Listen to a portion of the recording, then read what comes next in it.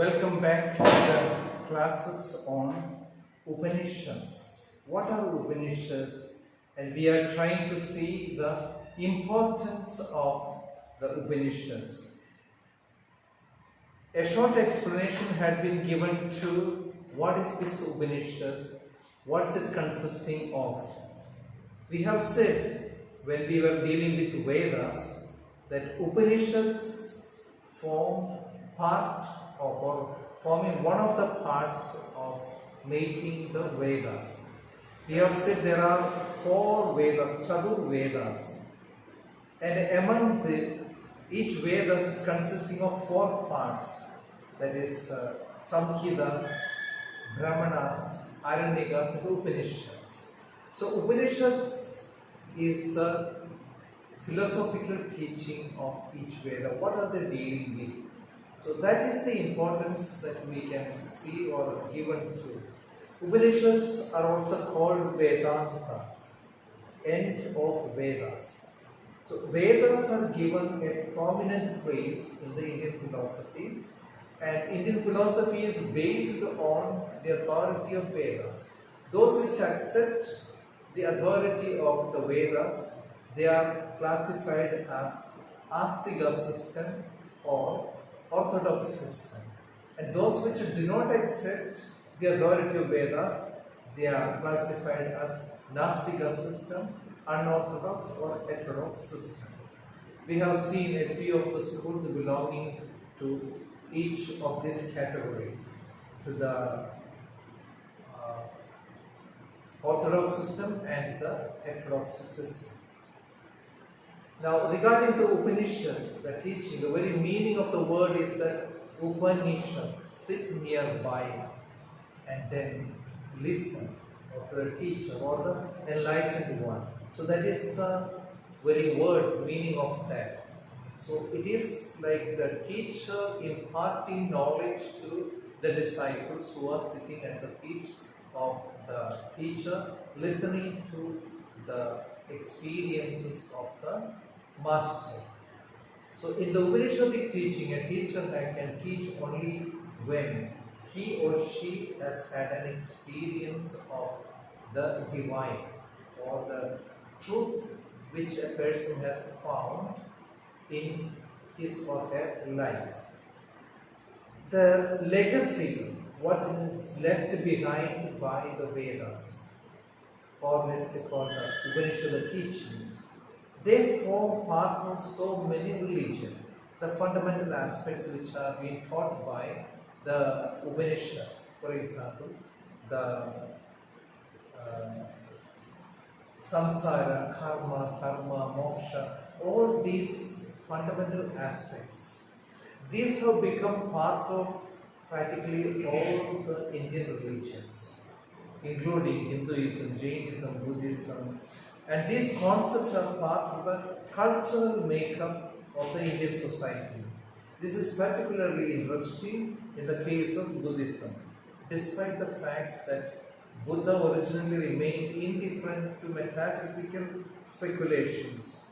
Many Buddhist schools have adopted this scheme as part of their metaphysics.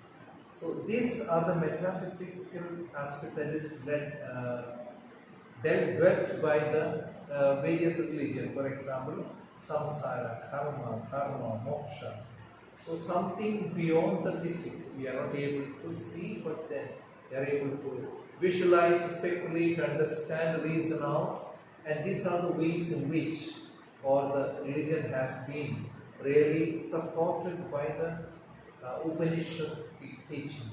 So what Upanishads has left behind, the legacy that is left behind about samsara, dharma, karma, moksha and all that, it has become part of practically all of Indian religions and philosophies.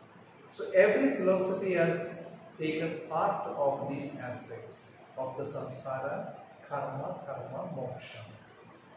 And all the schools and the various religions, they are telling or showing us the way to liberation, moksha. How to free oneself from the present world, or what is understood by that liberation from. So all the schools are teaching about the bondage which a man is in and how to liberate himself from that. Unlike the Vedas, which present the rituals relevant to specific culture, the Upanishads' message attempts to be universal. In India, these texts are still today as highly regarded as they were in the past, and they have played an important role in shaping the Indian culture.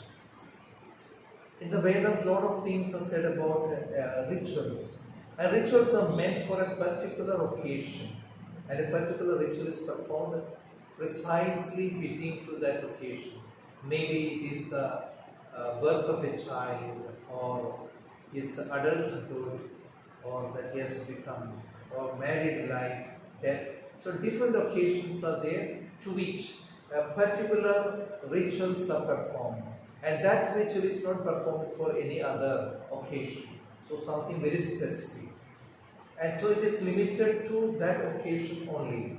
Whereas Upanishadic teaching, it is universal.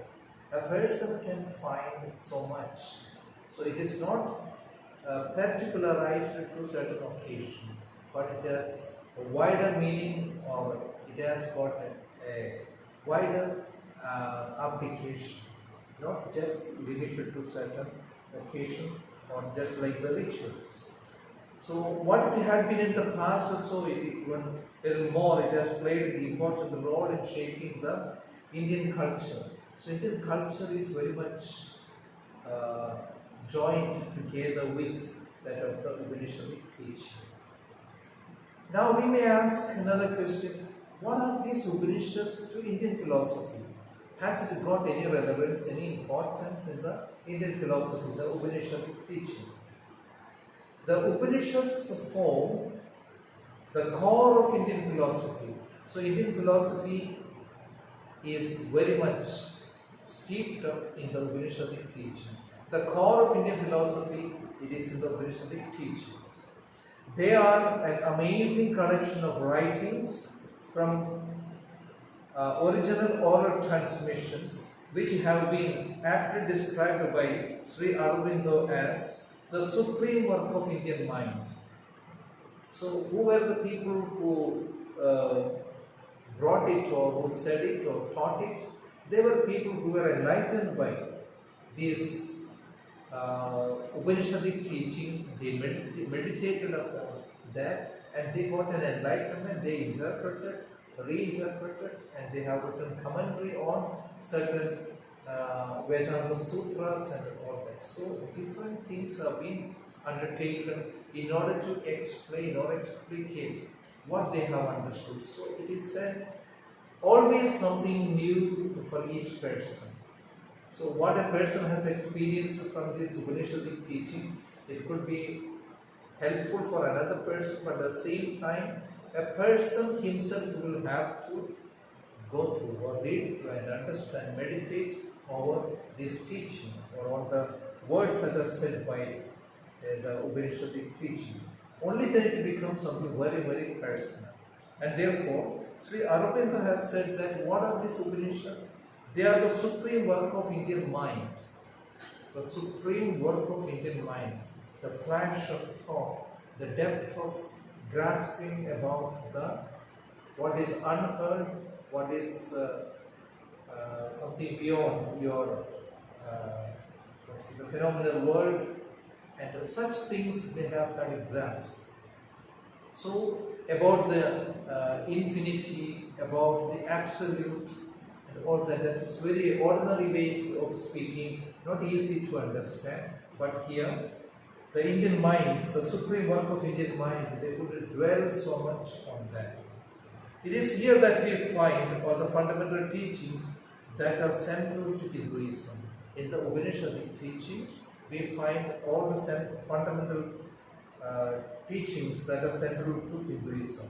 The concepts of karma, that we already have said about the karma, then there is action, samsara, reincarnation, moksha, that is nirvana, and atman, soul, and Brahman, absolute or or absolute almighty. So these fundamental teachings, what is enshrined in the Upanishadic teaching, they have formed the core of Indian philosophy. So Indian philosophy is dealing with these core aspects of karma, then samsara, dharma, moksha, Atman and Brahman. So Atman and Brahman, the relationship between the two, which we have discussed yesterday, that forms the major chunk or an important element in the Indian philosophy, the relation between Atman and Brahman.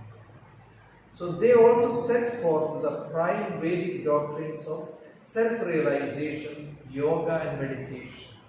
The Upanishads are summits of thought on mankind and the universe, designed to push human ideas to their very limit and beyond. They give us both a spiritual vision and philosophical argument, and it is strictly personal effort that one can reach the truth. So what Upanishadic teaching will convince a person or affirms that individually you will be able to arrive at the truth, provided that you are putting an effort to really or strive after. So it is possible to know the truth, the hidden mysteries of the universe.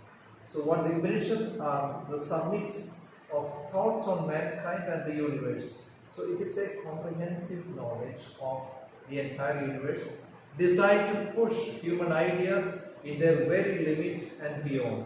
So humanly speaking, our ideas got limitation, or because we experience that limitation.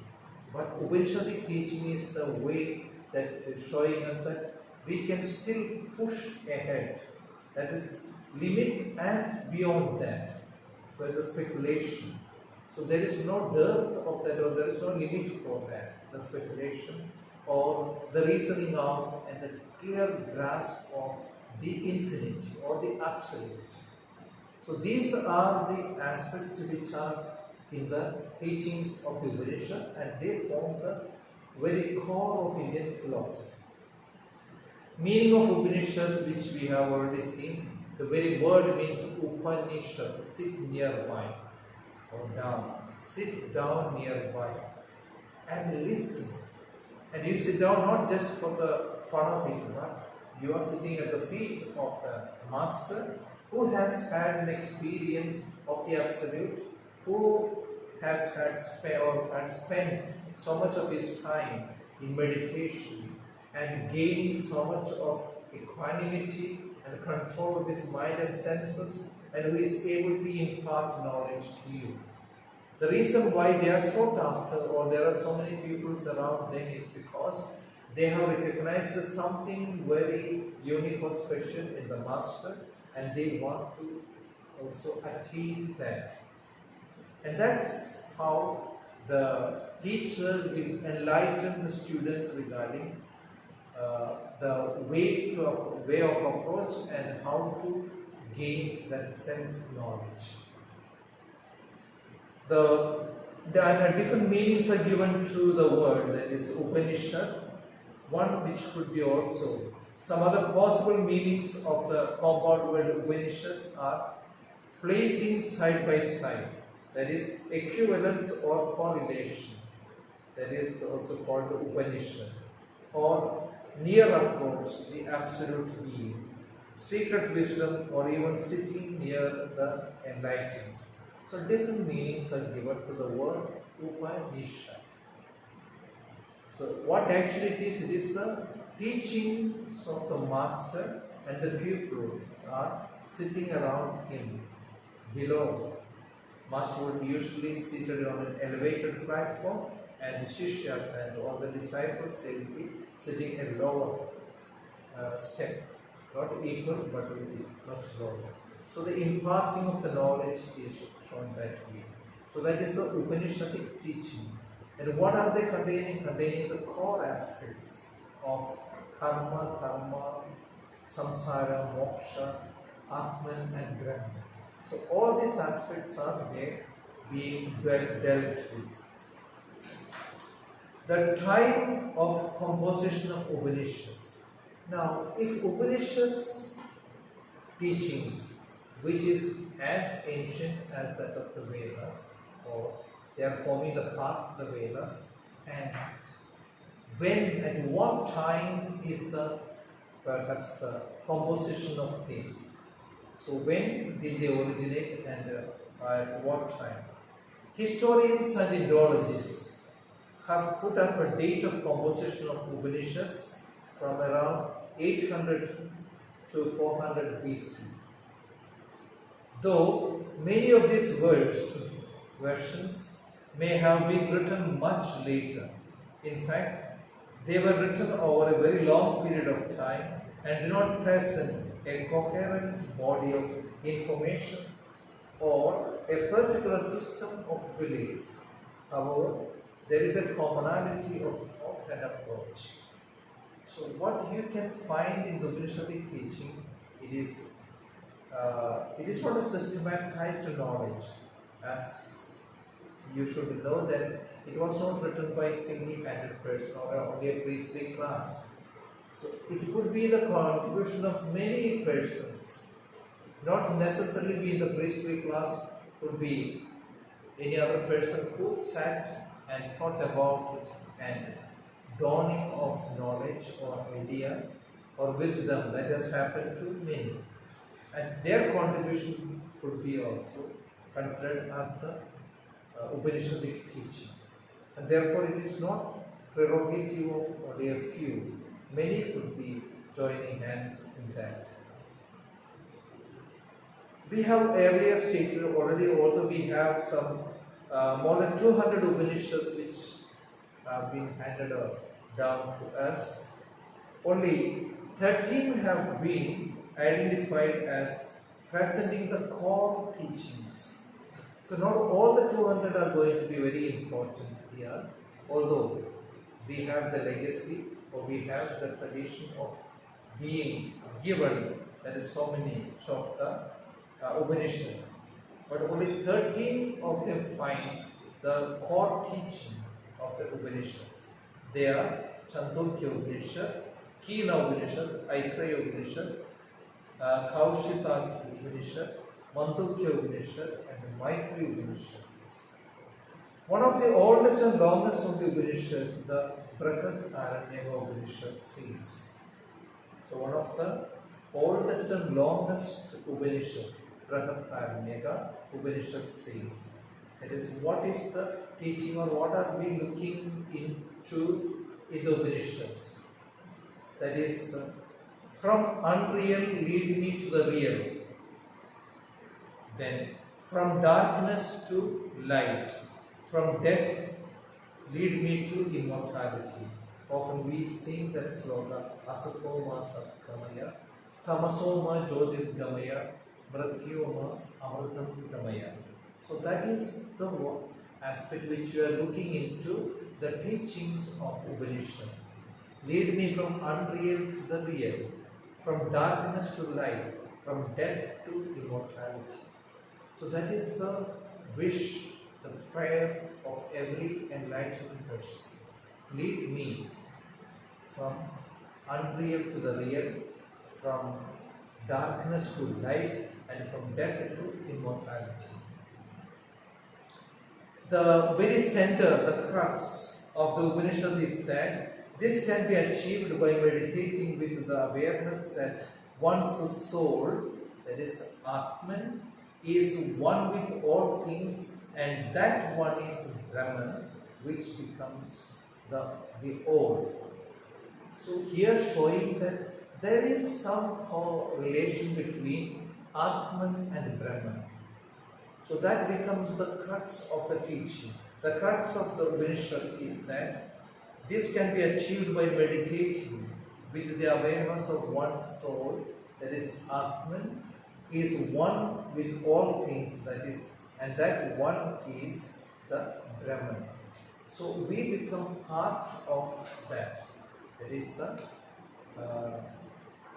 we call that Aham Brahmasmi, or I and Brahman, one and the same, the highest realization or the true identity of a human person.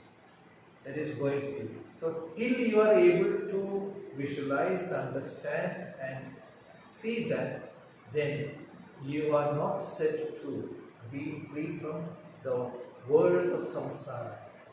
So till you achieve that knowledge and you are able to stop all the karmic effects on you, only then it is going to be a real time of the moksha, or you begin to understand the implications of that.